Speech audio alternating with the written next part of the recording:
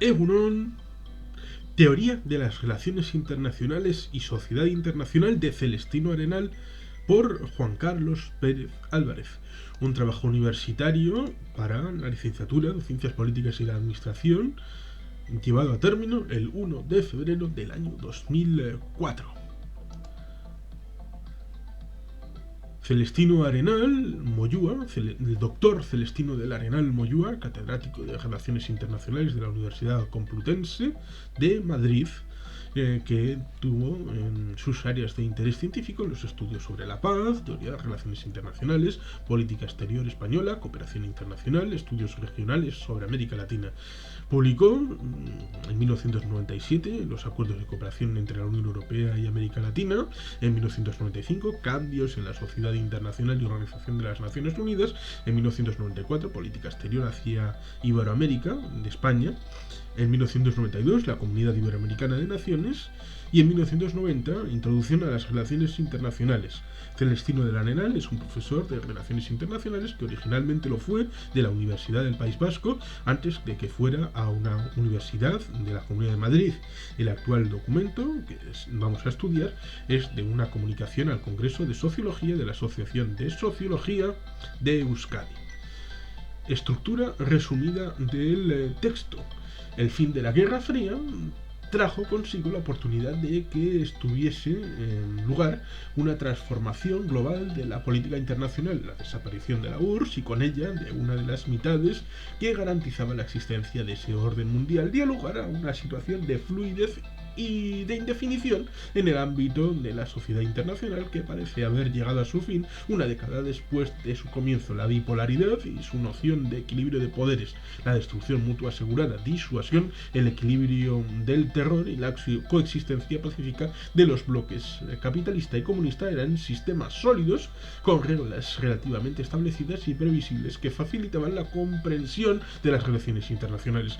A principios de los años 90 se derritieron los sólidos y comenzó el debate sobre cuáles serían los nuevos paradigmas que sustituirían a los anteriores. La nueva fluidez suponía el fin del sistema bipolar y llevaría a la emergencia de un orden multipolar en el cual, ante la ausencia del conflicto central entre los Estados Unidos y la Unión Soviética, una pluralidad de actores buscarían el modo de modificar su inserción en la nueva realidad. Nos encontrábamos, por tanto, ante una situación característica de la modernidad fluida, también definida por Bauman en espera de nuevas configuraciones del orden mundial. Esta situación de incertidumbre fue definida por algunos como el fin de la historia, Francis Fukuyama, un mundo sin sentido, Leidy, y otros lo presentaron como una gestión del declive del poder norteamericano, Kissinger. La idea subyacente a estas visiones pasaba por la comprensión y reubicación del papel del vencedor, ahora que los regímenes comunistas son una raza moribunda y que los estadounidenses no tienen rival. El paraguas protector de América se replegará lentamente. Now that communism regimes are dying a breed and the United States faces no peer competitor, America's prospective umbrella will slowly retreat. Kuchman, también asistimos al planteamiento de las fracturas de sustitución con la sucesión de choques civilizatorios y culturales que vendrían a ocupar el lugar del superado enfrentamiento de ideologías y sistemas económicos Huntington. Quedaba claro, en todo caso, que nos encontrábamos en búsqueda de un nuevo paradigma de las relaciones internacionales. Un solo Estado se proclamaba vencedor de la Guerra Fría, Estados Unidos, y se encontraba sin enemigos, pero la desaparición del enemigo no significaba que hubiese desaparecido la imagen del enemigo, al contrario, estaba en ciernes una búsqueda generalizada del enemigo perdido, Beck Ulrich. Una década después del comienzo de este periodo de fluidez y redefinición de la sociedad internacional, empezamos a encontrar la solución a estos dilemas. Estados Unidos, potencia vencedora de la Guerra Fría, se presenta a sí misma como única garante de la nueva situación, calificada como de paz caliente. Los hechos que suceden desde la fecha fundacional de la nueva realidad internacional, el 11 de septiembre de 2001, han permitido que encuentren la justificación necesaria y el punto de partida para llevar adelante las premisas de ese nuevo orden mundial. El terrorismo y la amenaza global que este supone oportunidad son utilizados para justificar el despliegue de su poder militar inalcanzable por ningún otro estado o bloque de estados, capacidad, y demostrar que no existe freno diplomático alguno a la consecución de sus intereses, voluntad de ser actor hegemónico. Esta política puede ser llevada a cabo debido a que la expansión de su poder económico a través de la globalización e ideológico se ha materializado de manera altamente efectiva. Kurzweil, J. Ni se regresa a la estabilidad de la situación anterior ni hemos encontrado un modo aceptable de solución de controversias internacionales que sustituya al tradicional y superado marco de las Naciones Unidas. Puede decirse, por tanto, que el sistema se ha vuelto más anárquico. Waltz. Estamos ante la aparición de un nuevo orden mundial como pauta estable de las relaciones internacionales que nos permite comprender las nuevas condiciones a las que se sucede la paz y la guerra. Condiciones y punto de partida: se está produciendo una nueva configuración de fuerzas. 1. La violencia entre estados se encuentra en un nivel bastante bajo, ya que ha sido transformada por un nuevo tipo de guerras. Caldor, M. Guerras civiles de baja intensidad, de larga duración, en la periferia del sistema, de intereses difusos y cambiantes. Guerra contra el terrorismo. El único actor con capacidad de intervención en la escena militar son los Estados Unidos, a nivel global. 2. Las estructuras que limitan la utilización de la fuerza se han desintegrado. Gill, S. Y debido al unilateralismo de los nuevos actores, el actor hegemónico, su política de carácter imperial y la desproporcionalidad de su poder, nos encontramos ante el resurgir de una perspectiva realista en la política internacional. Los atributos de poder y su uso determinan el equilibrio y el orden del sistema. Necesitamos una nueva teoría, posiblemente de carácter constructivista, que nos explique una nueva realización de la guerra, del imperialismo norteamericano y su afán de denominación, voluntad hegemónica, que dificulta cualquier tipo de cooperación. También debemos resituarnos ante el incremento de las políticas de imposición y el riesgo de que alguno de los estudios, movidos por el miedo, la sensación de amenaza y el instinto de supervivencia, recurran a nuevas carreras armamentísticas y políticas militaristas que generen un mundo más inseguro. Walt S. De todos modos, cuando hablamos del pretendido resurgir del realismo, no podemos olvidarnos de adoptar una perspectiva ecléctica ante los hechos que la nueva sociedad internacional pone ante nosotros.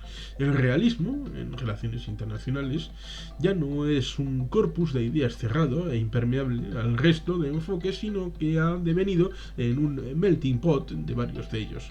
Hedley Ball, citado por Smith, define el orden internacional como un patrón de actividad que sostiene los objetivos elementales de la sociedad de estados, lo sitúa como punto de partida de las relaciones internacionales y se refiere al actual orden global, nuevo orden mundial, una reinvención de la política internacional dentro de la política global. Reinvention of International Politics into Global Politics, Kurz, como aquel que emerge de la ausencia de una organización política internacional. Si estamos de acuerdo sobre el debate del gran dislate en materia de poder real que existe entre uno de los actores que adquiere carácter de potencia hegemónica y el resto de actores del sistema, podremos entender por qué el análisis del comportamiento de este actor es más que pertinente para comprender el sistema en su conjunto. El peligro ante el cual nos encontramos es el de que los objetivos elementales de la sociedad de estados puedan llegar a diluirse en los objetivos del actor hegemónico a falta de una organización internacional que los module y multilateralice. Para entender el nuevo orden mundial urge comprender el comportamiento y las estrategias de los Estados Unidos que, a falta de límites y contrapesos, actúan en solitario con una visión de su interés nacional sesgada por el unilateralismo. Con la evidencia del comportamiento norteamericano podemos afirmar que del realismo clásico nos anuncia que existen dos circunstancias que llevan a la existencia de este balance de poder. A. Los estados hegemónicos dominantes amenazan a los los estados secundarios emergentes y por tanto provocan la formación de coaliciones de contrapeso. B. La secular difusión en tiempo y espacio de las capacidades productivas y recursos materiales y el equilibrio contra las concentraciones de poder motivadas por la búsqueda de seguridad y prestigio. A.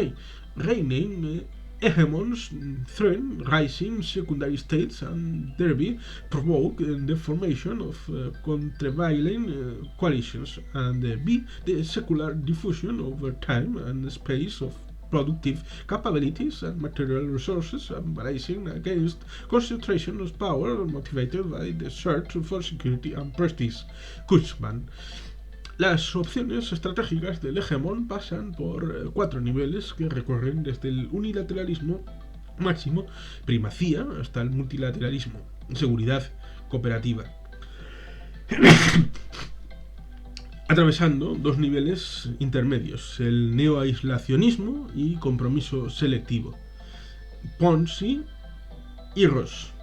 El neoaislacionismo norteamericano, que pareció ser premisa en algún momento de la posguerra fría, no ha triunfado como estrategia. Kupchan. El abandono parcial de la escena internacional sobre la percepción de que ningún Estado o conjunto de Estados podría amenazar el poder de los Estados Unidos plantea deficiencias. Como estrategia de orden es inefectiva al permitir una situación de mayor libertad para el rearme de posibles enemigos. El abandono de los sistemas de control sobre la proliferación armamentística supone un mayor riesgo para la seguridad y eleva los costes de justificación del mantenimiento del gasto militar ante la inexistencia de compromisos internacionales, aunque estos sean meramente retóricos. Se complica la posibilidad de la intervención en el exterior con una opinión pública tranquila y confiada sobre la seguridad del territorio y al mismo tiempo determinadas potencias intermedias que se ven privadas del supuesto apoyo del aliado del norte tenderían a desencadenar conflictos regionales que podrían acabar implicando a quien pretendía aislarse. Siempre sería más complicado intervenir a posteriori por no haber cortado los problemas de raíz. El balance del poder se sitúa en que la concentración del poder de los Estados Unidos es difícilmente amenazable. Esta situación sería pacífica y perdurable debido al aislamiento incluso físico y geográfico de los Estados Unidos. Wohlforth. Y la consecuencia lógica de este análisis es que los poderes se vuelven menos dispuestos a respaldar a responsabilidades internacionales onerosas cuando las amenazas al orden internacional disminuyen en severidad. Status quo powers become less willing to shoulder onerous international responsibilities when the threats to international order diminish in severity. Kupchan. El neoaislacionismo parte de una lectura cortoplacista probablemente centrada en el consumo político interno y que no prevé la reorganización del tablero mundial en un momento de falta de paradigmas y ante el retraimiento de la superpotencia. La dinámica del sistema continuará, en cambio, independientemente de que los Estados Unidos se retraigan o participen, por lo que les conviene más participar y contribuir al rediseño según sus intereses. Respecto a la seguridad cooperativa, podemos observar que es precisamente la noción de interdependencia subyacente a conseguir seguridad mediante la cooperación la más afectada de los últimos acontecimientos. Si la potencia hegemónica tuviese interés en garantizar su seguridad a través de la promoción de la democracia y sus instrumentos siguiendo la clásica lógica kantiana de las que las democracias no pelean entre ellas, Waltz, se potenciarían los instrumentos indicados para las Naciones Unidas para tal objetivo en lugar de ser ignorados. La reciente guerra de Irak nos demuestra que este camino se ha abandonado. Si la seguridad en materia armamentística puede ampliarse a través de un sistema de inspecciones sobre los estados truanes, rogue states, estas deberían ser respetadas en vez de ser ignoradas. Los elementos de cooperación al desarrollo estarían por delante del incremento de la superioridad militar. El orden necesario para hacer efectivo un sistema de búsqueda de la paz mundial en conjunto con el resto de actores del sistema pasa por potenciar las instituciones internacionales. Son precisamente estos organismos, Naciones Unidas, la OTAN, así como la política exterior y seguridad y defensa, la Unión Europea, los que sufren un mayor cuestionamiento ante la situación de subordinación que implica una política de hechos consumados por parte de los Estados Unidos. Las tensiones en el Consejo de Seguridad, que finalmente no autorizan el ataque contra Irak, la OTAN, con la cuestión del emplazamiento de tropas en Turquía y la Unión Europea, con la posibilidad de adoptar una postura común ante la guerra, demuestran que el divide y vencerás como estrategia para debilitar la aparición de un contrapoder en el que sea capaz de cuestionar decisiones unilaterales funciona eficazmente. La independencia promueve la paz mediante el incremento de lazos entre los estados, la interdependencia. Pero al mismo tiempo también permite que surjan más oportunidades de conflictos si estas instituciones son instrumentalizadas. Waltz. Estados Unidos ha entendido que existen potencias regionales que pueden llegar a convertirse en rivales. Europa, China representan la emergencia de zonas cada vez más importantes en la configuración del orden global, y es preciso tejer alianzas que eviten la emergencia de poderes competidores. Pero esta nueva política de alianzas se toma inestable y selectiva, decidida a crear un equilibrio en el cual la peligrosidad de la proliferación armamentística depende de sus titulares. Las mismas armas no representan el mismo peligro en manos de diferentes estados, y esta cuestión se defina en la medida en que respondan a los intereses norteamericanos. Se potencia un nuevo tipo de compromiso que, en vez de respetar las instituciones y sus mecanismos, las debilita. Se tejen alianzas transversales, nuevo eje transatlántico, que a través de la búsqueda de aliados para políticas unilaterales del hegemón debilitan y dificultan la emergencia de un nuevo tipo de multilateralismo. Análisis detallado del capítulo 2.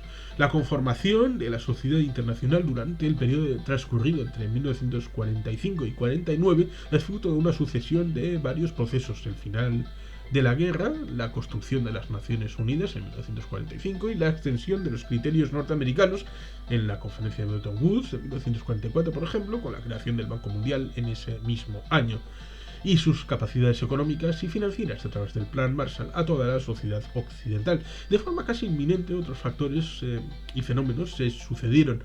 Por un lado, la división del planeta en dos bloques antagónicos, con dos sistemas políticos y económicos enfrentados, y por otra, el establecimiento de un supuesto nuevo poderío nuclear norteamericano, así como el temor a la extensión del comunismo, sobre todo en Europa.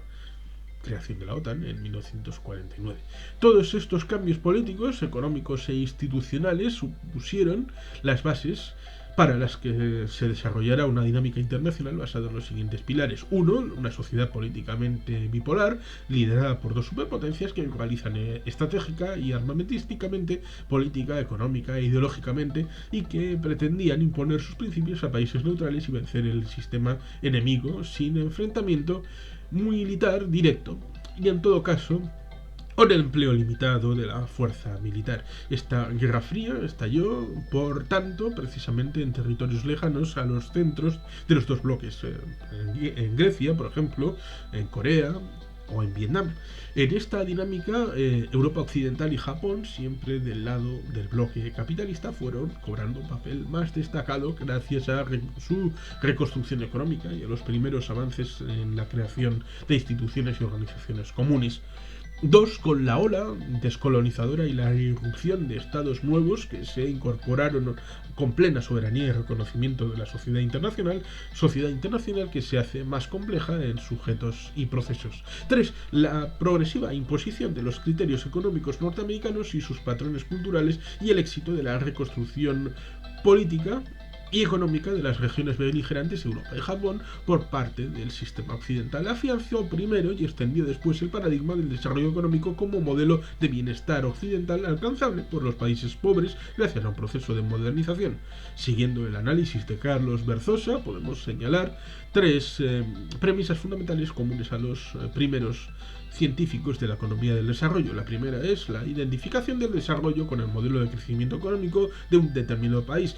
La segunda es el convencimiento de que ese crecimiento económico es factible mediante un proceso de modernización que active los factores de producción de ese país, dinamice su economía básicamente agraria, generando un proceso de industrialización, creando las estructuras necesarias para hacer efectivo y mantenido el proceso. La tercera es que el Estado debe de ser elemento que impulse ese proceso y a su vez encargado de equilibrar los resultados. Esta primera interpretación económica del desarrollo, también llamada desarrollismo, tuvo un efecto homogeneizador cargado de adjetivaciones que con el tiempo se ha convertido en estereotipo. Por un lado, se divide a la sociedad internacional en dos estamentos: el rico, avanzado, moderno y deseable, el de los países desarrollados, y el pobre, atrasado, antiguo y modificable de los países subdesarrollados. Por otro lado, se mitifican los valores y logros de este primer estamento y se desprecian u omiten los aportes culturales del segundo.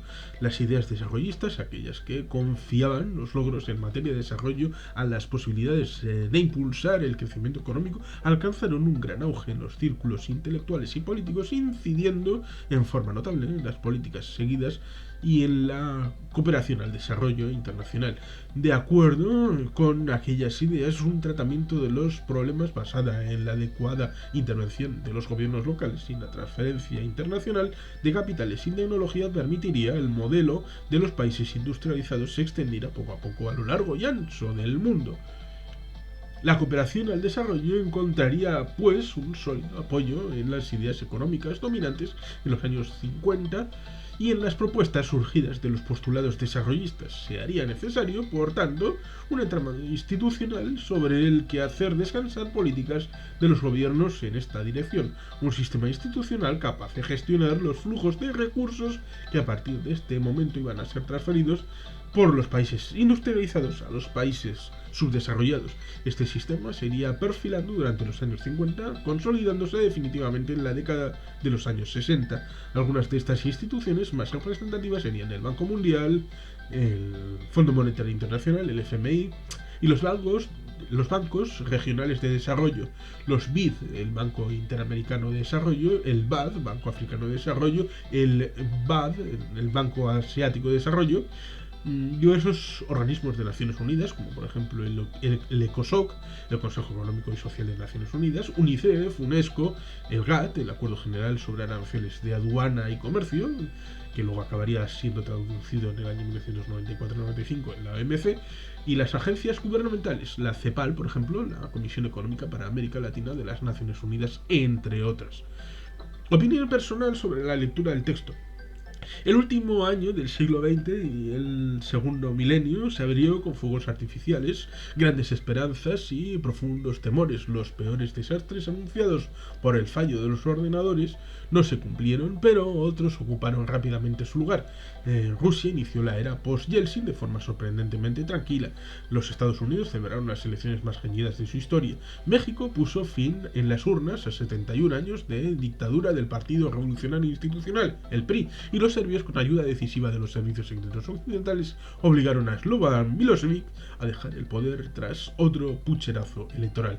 La caída de Milosevic el 5 de octubre y la victoria de la oposición demócrata en las legislativas serbias del 23 de diciembre abren la puerta a la esperanza en los Balcanes tras 8 años de guerra, pero queda mucho aún por hacer. Kosovo está en un limbo jurídico, Bosnia es una ficción de país y Montenegro quiere la independencia de Belgrado. Para evitar que se repitan tragedias como las balcánicas y seguir dependiendo de nuevo de los Estados Unidos para su solución, la Unión Europea, la UE, aprobó en noviembre la formación de una nueva fuerza de acción rápida que puede llegar a contar con 80.000 soldados y otros 100.000 en la reserva, unos 400 aviones y unos 100 buques. De ser operativa, debe ser operativa a partir del 1 de enero de 2003, pero el Reino Unido vetó esta opción en Niza en diciembre. Y el plan francés de dotarla de capacidad autónoma en toma de decisiones para no enrarecer las relaciones con los Estados Unidos, empeñados en preservar su hegemonía militar en Europa por medio de la OTAN. Convencidos de su inutilidad militar, pero temerosos de sus elevados costes políticos y financieros, China, Rusia, la Unión Europea, Gran Bretaña aparte, se unieron en su oposición para un nuevo sistema de defensa nacional de misiles, el NMD, el 1 de septiembre. Tras varias pruebas sin éxito, el presidente Bill Clinton dejó la decisión final en manos de su sucesor, George Bush, firme partidario del proyecto. La sucesión de Boris Yeltsin en Rusia fue un bálsamo comparada con la de Bill Clinton en los Estados Unidos para los conservadores como Mario Vargas Llosa, que no ven fraudes, sino solo errores en la elección en Florida. El desmadre postelectoral estadounidense ha sacado a la luz la imperfección congénita del sistema democrático. Para los más críticos, como Gore Vidal, los republicanos dieron un pucherazo en toda regla, impidiendo el recuento de miles de votos y robando las elecciones. Esta elección no ha sido más sucia que elecciones anteriores en Estados Unidos, señala Vargas Llosa. Simplemente ha sido mucho más reñida y el vicepresidente Gore, sintiendo el aroma de la victoria tan cerca, se decidió a dar el audaz paso de cuestionar el resultado. Las elecciones pusieron al descubierto una ley electoral desfasada y un sistema judicial politizado, unos partidos rehenes de la oligarquía financiera que los mantiene, un legislativo totalmente dividido, mayoría republicana por 10 escaños en la Cámara de Representantes y empate a 50 escaños en el Senado, unos medios de comunicación perfectamente manipulables y la influencia creciente de las minorías hispana y negra en una sociedad tan fragmentada. El drama del niño naufragado cubano Elian González, devuelto finalmente a su padre, que regresó con él a Cuba el 28 de junio, tras 7 meses de disputas políticas y judiciales en los Estados Unidos, perjudicó sin duda a Al Gore en Florida, pero no tanto como la candidatura del ecologista Ralph Nader. Su falta de carisma e incapacidad para vender como propios los éxitos de la administración saliente. Venerado por los demócratas, repudiado por los republicanos, Bill Clinton deja a su sucesor un legado insuperable, el mayor periodo y más largo de crecimiento económico, índices de paro e inflación muy bajos, récord de beneficios en la bolsa y de superávit fiscal, ningún soldado estadounidense combatiendo en guerras extranjeras y los Estados Unidos convertidos en el mediador indispensable en la paz en Corea, en el Ulster y en Medio Oriente. El terrorista más buscado, Osama Bin Laden, sigue suelto. Es el principal sospechoso del ataque al destructor US Cole en Yemen. Gaddafi ha logrado liberarse parcialmente del embargo comercial internacional en el año 2000 y Saddam Hussein lo va rompiendo poco a poco.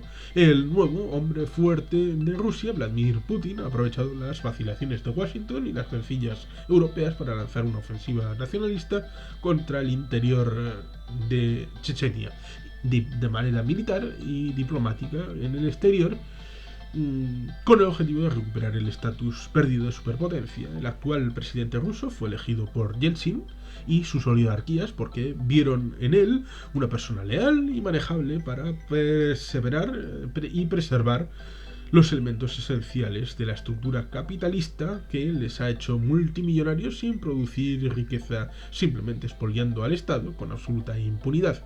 La popularidad de Putin, a pesar de sus errores de agosto con el desastre del submarino Kursk y su victoria en la primera vuelta en las elecciones presidenciales de marzo, en la que obtuvo un 53% de los votos, no se deben solo a Chechenia. Putin simboliza el fin de la revolución de Gorbachev y Yeltsin y un nuevo termidor o enfrentamiento tras 15 años de sobresaltos, destrucción y promesas incumplidas. Su juventud y energía son un atractivo añadido frente al decrépito Yeltsin de los últimos 4 años.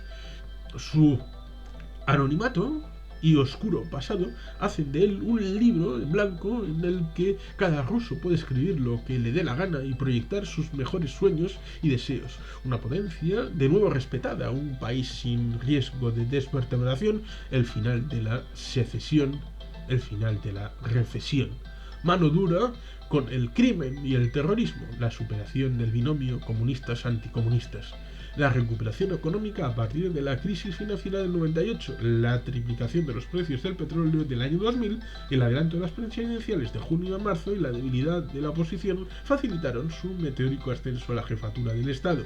Le votaron tanto las ciudades como los pueblos, jóvenes como viejos, hombres y mujeres, ricos y pobres. Sin programa alguno, en una carta abierta a los electores prometió imponer la dictadura de la ley, devolver a la sociedad la moralidad perdida y recuperar para Rusia su viejo estatuto de gran potencia.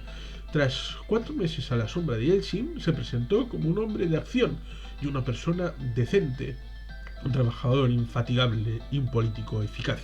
Frente a un Ziugánov anclado en el pasado, un Zhirinovsky charlatán y estrafalario y un Yavlinsky incapaz de superar la barrera del 5% fue suficiente. Con todo el aparato del poder a su servicio, más que suficiente. Entre los acosados hoy por el Kremlin de Putin no están todos los que son, ni mucho menos, pero el mensaje parece claro. Putin está decidido a recuperar para el Estado una parte de los miles de millones que un puñado de amigos de Yeltsin se llevaron en los años 90. El resultado, si lo consigue, reforzará el Estado de Derecho y mejorará las cuentas del Estado. El conflicto árabe-israelí mantiene estancado el proceso de paz, seguridad y cooperación en el Mediterráneo, lanzando en Barcelona en 1995, facilitando la opacidad del régimen militar argelino y las ambiciones del coronel Gaddafi en el Magreb. La triplicación del precio del petróleo ha sido un maná para ambos países, Argelia y Libia.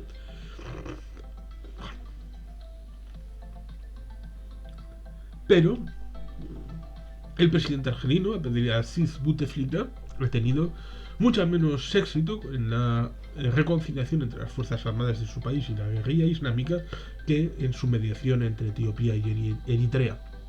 En cuanto a Gaddafi, está sacando excelentes dividendos diplomáticos por su estrategia comercial condicional de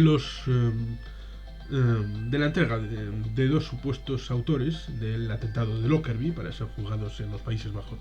La triple guerra colombiana de los narcos, de la guerrilla y de los paramilitares cobró, según el Instituto de Medicina Legal de Colombia, otros 39.000 muertos y 3.300 secuestros, más de 1.000 de ellos todavía sin resolver a comienzos de 2001.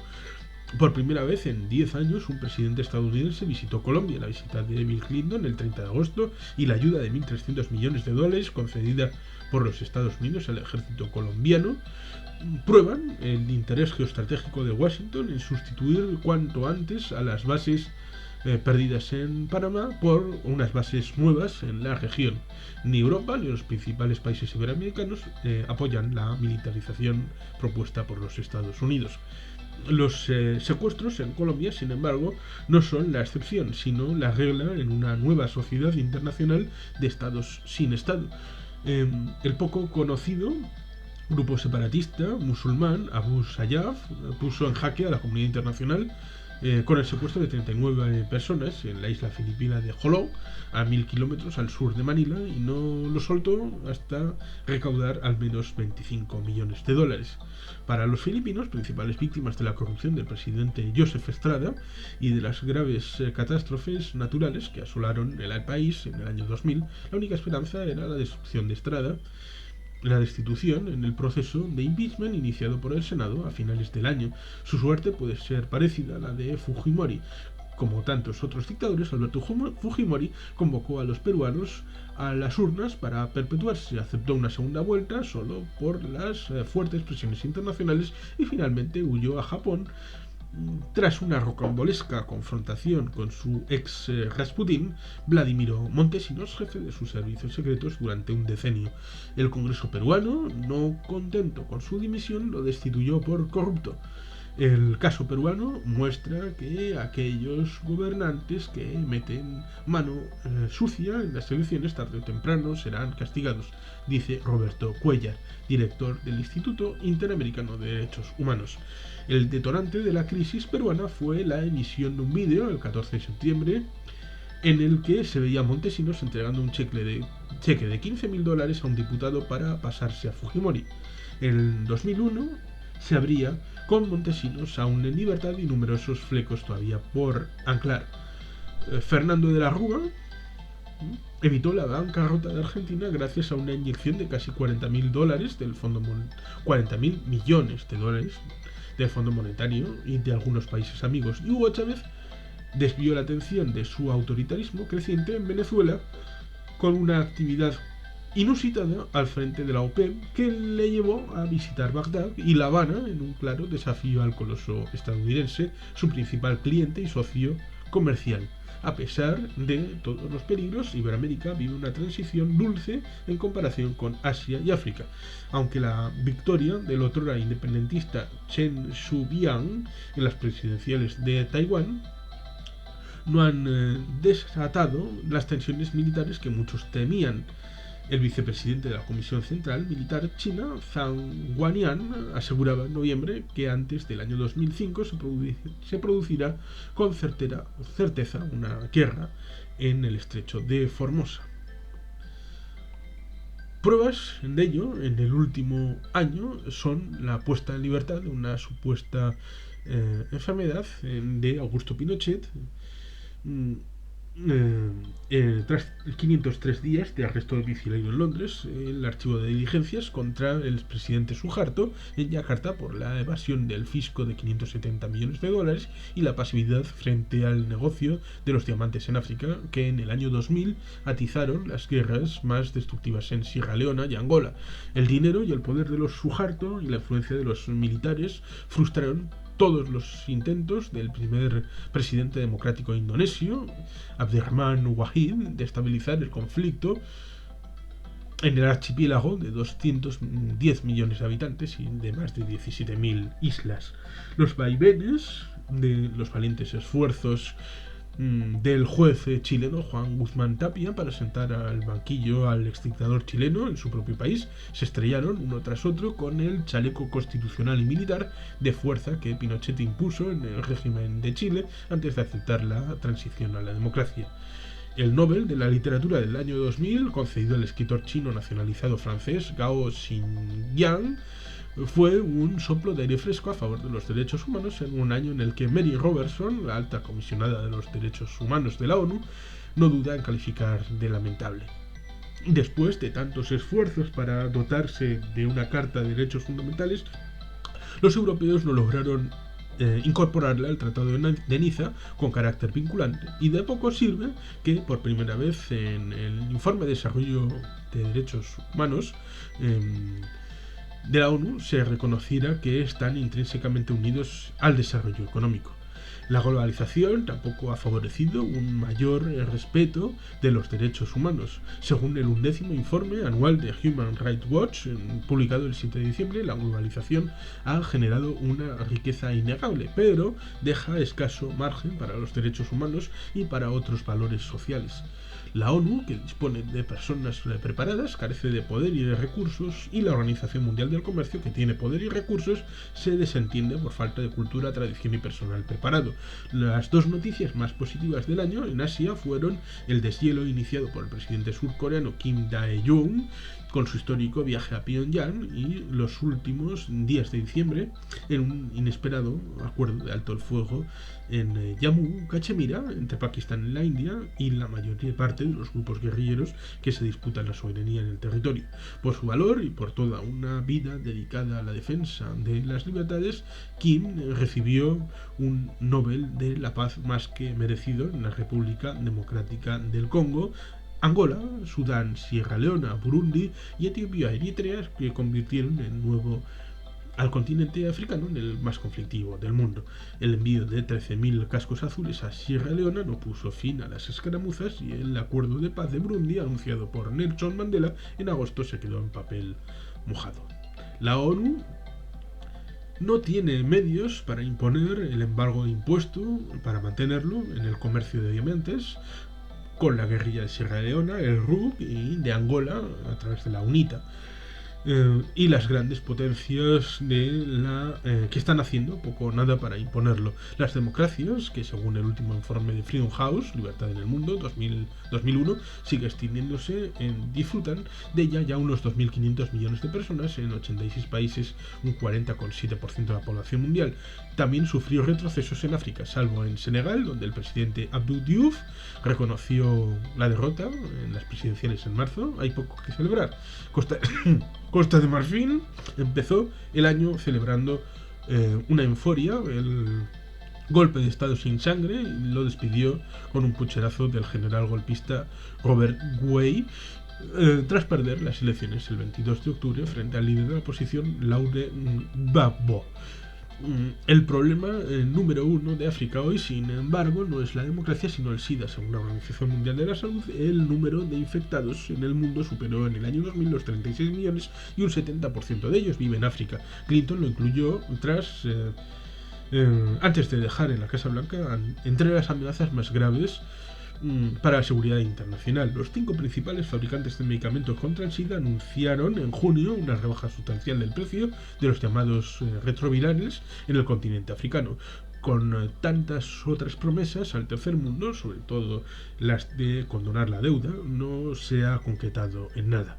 Con su oposición al uso de los preservativos, el Papa Juan Pablo II, que en el año 2000 recibió a más de 32 millones de peregrinos en el Vaticano con motivo del Gran Jubileo y sitio en Tierra Santa, hace un flaco servicio a la causa contra el SIDA.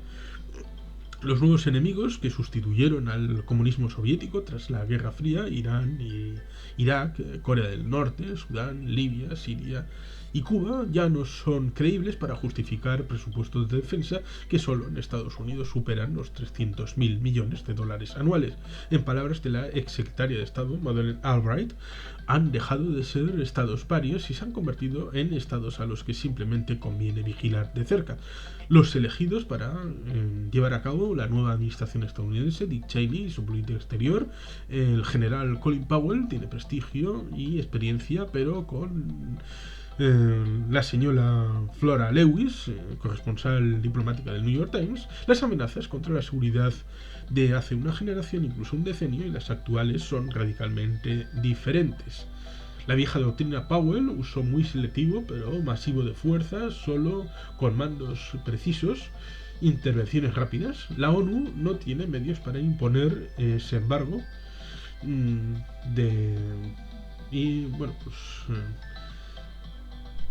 hay que tener esas circunstancias respecto a todos estos elementos en los que la vieja doctrina no parece muy apropiada para afrontar las nuevas amenazas del siglo XXI. Según un informe de 70 páginas sobre el mundo del 2015, elaborado por el Congreso de Seguridad Nacional estadounidense y docenas de científicos, diplomáticos y empresarios, las verdaderas amenazas tendrán cada día más que ver con la escasez de agua y alimentos, los cambios de población y la propagación de la información y de la enfermedad. Anticipan serias dificultades para consolidar la hegemonía estadounidense en un mundo de Estados Unidos cada vez más débil, un cercano oriente en paz fría y con un Estado palestino que intenta independizarse, una China imprevisible, un SIDA y una tuberculosis todavía haciendo estragos en África, la expansión de los arsenales nucleares en India y Pakistán, una Rusia con menos de la mitad de habitantes que otrora y una quinta parte del Producto Interior Bruto de los Estados Unidos, pero con armas nucleares. Los adversarios de la superpotencia militar estadounidense, en vez de enfrentarse directamente, buscarán los talones de Aquiles en el ciberespacio, armas químicas, nucleares o bacteriológicas. Estas acciones asimétricas de estados y de los actores no estatales serán las características dominantes en las principales amenazas del futuro, concluyen los autores del informe. Los principales peligros pueden venir de la lucha por las aguas del Nilo, por ejemplo, aguas arriba, en Sudán, Etiopía, de la zona del Tigris y el Éufrates, las nuevas formas de terrorismo, el antiamericanismo creciente, el aumento incontrolado de las megaciudades en el tercer mundo y otra implosión de soberanías y etnias que pueden romper en docenas de nuevos países conglomerados artificiales como Indonesia, Filipinas, Nigeria, gran parte de África, la nueva Rusia y China. Brian Bellman, del Economist, no descarta que el nuevo número de países, 74 en el 46 y unos 195 en el año 2000, supere los 300 a lo largo del siglo XXI. Es el caldo de cultivo ideal para la corrupción y el crimen internacional que, según el investigador francés Christian de Berry, el observador de la mundialización, mueve ya más de $1 billón anuales, casi un 20% del comercio mundial. En opinión de Gerard Celente, director del Trans Research Institute. El movimiento de resistencia a la globalización se intensificará con la llegada de George Walker Bush al poder. Este fue el trabajo, ese febrero del año 2004, referente a teoría de relaciones internacionales y sociedad internacional, ese artículo de Celestino del Arenal.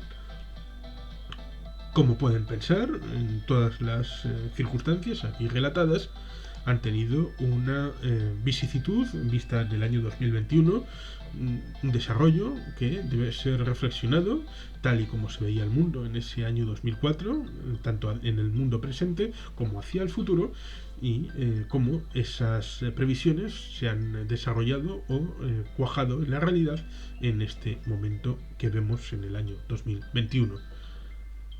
Reflexionen, porque el criterio debe ser siempre propio y particular. Y sin más, eskerrik asko, agur bat, beti jenpean.